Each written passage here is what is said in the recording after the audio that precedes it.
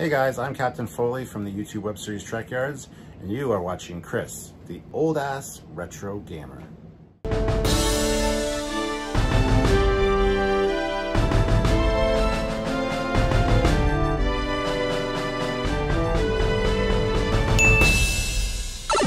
Hey everybody, Chris the Old Ass Retro Gamer here, and welcome to day 20 in the Licensed Video Game Challenge.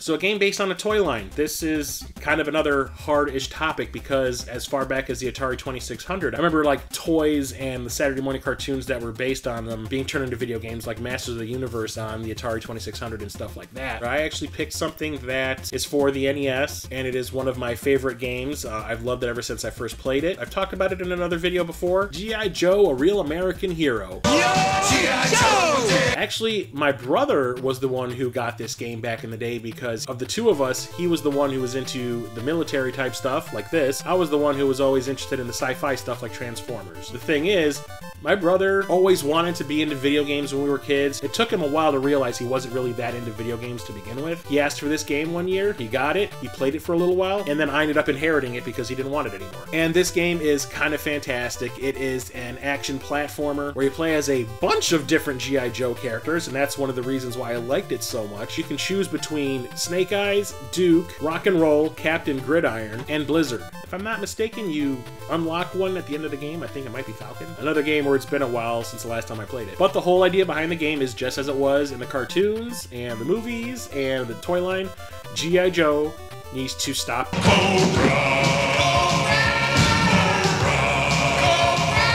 So you go through all these different stages trying to do so. There's always a boss at the end. Come across some of the vehicles from the toy line as well, which is kind of awesome. And if you're a fan of the license, it probably gave you a boner. And one of the things is you have to pick the right Joe for each stage. They all have different attributes. Their loadouts are different. Some of them are faster, slower, that kind of thing. There are some levels that are completely horizontal. There's some that depend on verticality. Some characters jump higher, so that makes it easier. There's levels where it's all about running and gunning. There's some where it's all about planting bombs. No matter which way you slice it, it is a really fun game that controls extremely well, and the whole idea behind making sure you pick the right character for the stage you're on actually went a long way with me because it gave the game replayability. Did I pick the right character for this job, or could I get through it faster if I picked another one? That was the thing I actually did back in the day. I would play through the levels with different characters.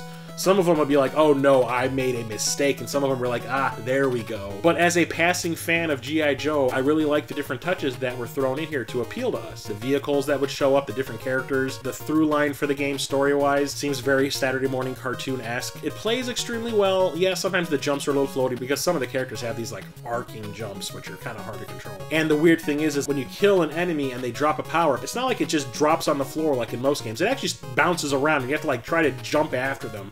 It's a weird choice. I don't understand the reasoning behind it, but whatever. Maybe it was just to add an extra ounce of challenge. The graphics are cool. They get the job done. The music is super catchy, but it does feel like G.I. Joe, and that was great. Unlike that Transformers game that came out for the Famicom, which does not. At no time in this game do you fight a giant Cobra symbol, like in that game where you fight a giant Decepticon symbol as a boss. And yes, there is a sequel that was released to this game. It was released by Capcom. I do believe it had the same developer. It's just not as well put together as this one is, but the music is definitely better. So if a passing fan of this license really dug this game, for me, that's another thing that's very telling. And something that came out of my love for this game is my love of Texan as a publisher. I usually would go after whatever game they released after I played this. Low G-Man being one of my favorites. And now you know. And knowing is half the battle. G.I. Joe! And there you have it, day 20 in the Licensed Video Game Challenge done. I think this is a pretty fun topic. What is your favorite licensed game based off of a toy line? There are tons of them available, especially on the early consoles.